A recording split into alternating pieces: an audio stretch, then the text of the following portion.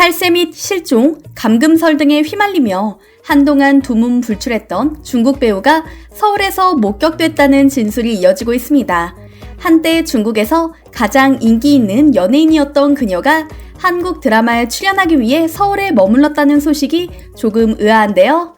중국 생활을 도저히 견디다 못해 탈출하다시피 한 게 아니냐는 추측부터 귀화설까지 이어지고 있습니다. 오랜 기간 배우 생활을 한 그지만 판빙빙이 한국 드라마에 출연한 것은 이번이 처음입니다. 그것도 주연이나 조연도 아닌 카메오라고 하는데요. 한때 세계적 명성을 누린 배우였던 그녀가 촬영을 위해 한국까지 날아온 이유가 궁금해집니다. 특히 요즘처럼 한국과 중국 간 관계가 교착 상태인 때에 말이죠. 코로나19 팬데믹 후 중국을 포함 해외 스타들의 내한은 손에 꼽을 정도로 줄었는데요. 중국 내부에서조차 자신의 근황을 알리고 있지 않은 판빙빙이 유독 한국을 콕 집어 작품 활동을 한 까닭. 혹시 중국 자본이 들어간 드라마라서 그런 것이 아닐까 하는 생각이 들었지만 조사 결과 아닌 것으로 확인됐습니다. JTBC에서 방영할 예정인 드라마 인사이더는 제작부터 투자까지 모두 한국 자본으로 이루어져 있기 때문이죠.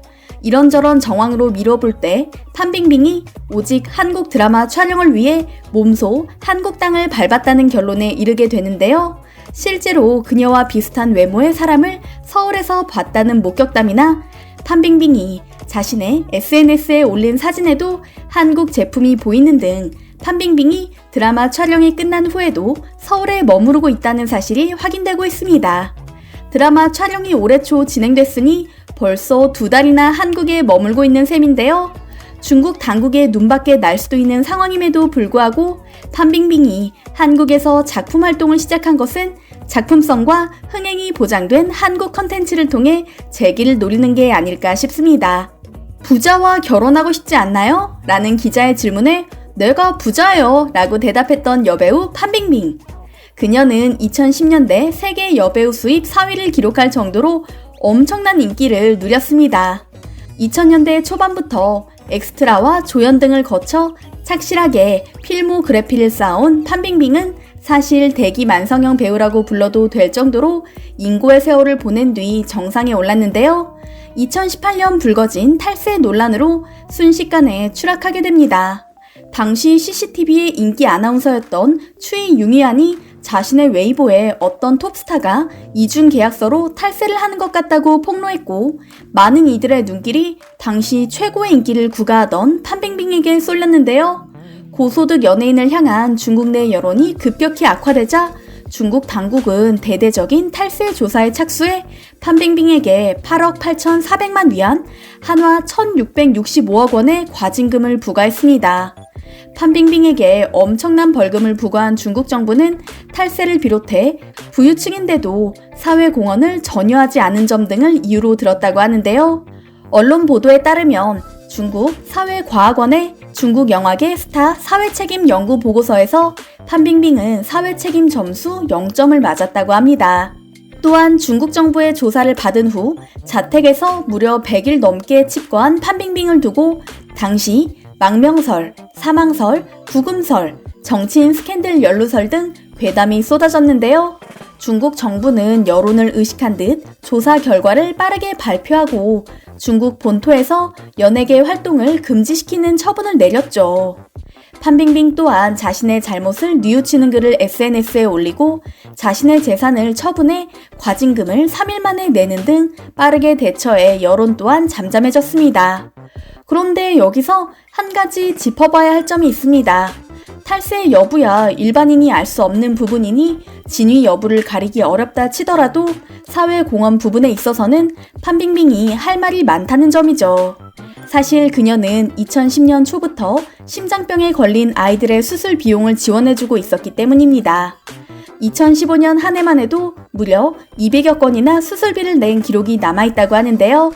티베트에 있는 어린이 병원을 방문해 아이들과 시간을 보내고 병원비를 지원해주거나 상하이의 병원에서 열린 자선 행사에도 참석하는 등 다른 어느 중국 스타들보다 자선 활동에 열심이었다고 합니다. 이렇다 보니 어디까지가 진실이고 거짓인지 구분하기 어렵다는 생각마저 드는데요. 비슷한 일은 2015년 이후에도 지속적으로 일어나고 있습니다. 얼마 전 영화배우 정상이 탈세로 약 539억 원의 벌금을 부과받았고 파는 물건마다 매진된다고 해서 생방송 완판녀라는 별명을 지닌 뷰티 쇼호스트 웨이야는 약 2,504억이 넘는 과징금을 물 처지에 놓였죠.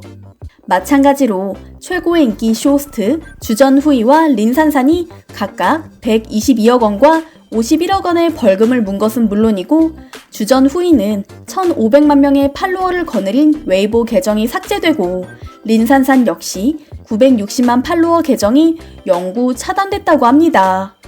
중국 정부가 이처럼 연예인과 쇼호스트를 대상으로 무차별 세무조사를 실행하고 있는 것은 경기 하강과 빈부격차로 인해 어려움을 겪고 있는 일반 국민들의 불만을 해소하기 위한 의도로 읽히는데요. 베이징의 본 명예편집장인 정치평론가 후핑은 민간에 자금을 쥐어짜며 전제주의 통치를 강화하려는 의도라고 지적하는 등 중국 내부에서도 이에 대한 평가가 엇갈린다고 합니다. 한편 2019년에는 판빙빙이 8년간 꾸준히 해왔던 의료봉사 활동이 중국 내에서 화제가 되었습니다. 티베트 자치구에서 아동을 대상으로 한 의료 검진을 비롯한 공익활동을 하던 판빙빙이 산소 부족에 따른 고산병을 앓아 수액을 맞는 사진이 온라인에 공개됐기 때문인데요.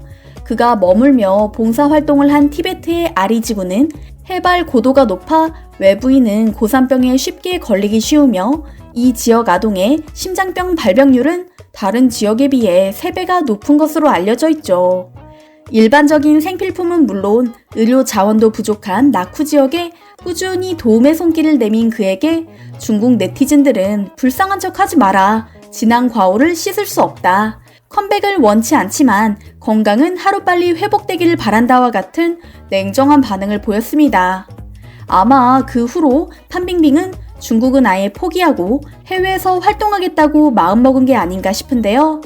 실제로 그녀는 작년에 영화 355를 찍고 할리우드 진출을 알렸지만 결과는 신통치 않았습니다. 판빙빙은 극중 중국 요원 린미성 역을 맡았으며 제시카 차스테인, 다이앤 크루거, 페넬로페 크루즈 등 할리우드 스타들이 총출동한 영화였음에도 미국에서 별달리 주목받지 못했고 얼마 전 한국에 개봉했지만 역시 이목을 끌지 못하고 있죠.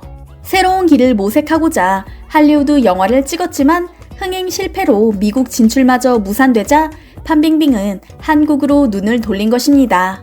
아무튼 깜짝 방안으로 화제가 된 판빙빙이 한국에서 어떻게 평가받을지 궁금해집니다. 한편 아예 중국 생활을 접고 한국 농촌에 정착한 중국 탑스타도 있습니다. 영화 만추에 출연하며 인연을 맺은 영화감독 김태용과 결혼한 탕웨이입니다. 부부는 2020년 초에 농촌으로 이사했고 지금은 직접 채소를 길러 먹는 등 전원 생활을 보내고 있다고 하는데요.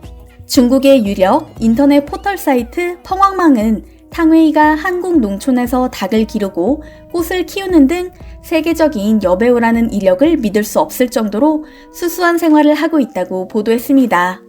중국 네티즌들은 진정한 무늬의 여신, 무력이 없는 배우라고 칭송하면서 세속에 물들지 않은 연예인이라고 높이 평가하고 있다고 하는데요. 얼마 전 김태용 감독과 6개월 넘게 별거 중이라는 황당한 소문이 퍼졌지만 탕웨이는 루머를 일축하려는 듯 자신의 SNS에 세 사람이 함께 찍은 발 사진을 올리며 아빠의 크고 작은 연인이라는 코멘트를 남겼죠. 베이징의 딸이라고 불렀던 에일린 구가 올림픽 기간 동안 1,200억을 번 후 미련 없이 미국으로 돌아가겠다고 밝혀 엄청난 비난을 받고 있는 것처럼 앞으로 중국의 실체를 뼈저리게 경험하고 중국을 손절하는 유명 인사는 더욱 늘어날 것으로 예상됩니다. 오죽하면 에일린 구가 기자회견에서 중국에 있을 때는 중국인이고 미국에 있을 때는 미국인이라고 답했을까요?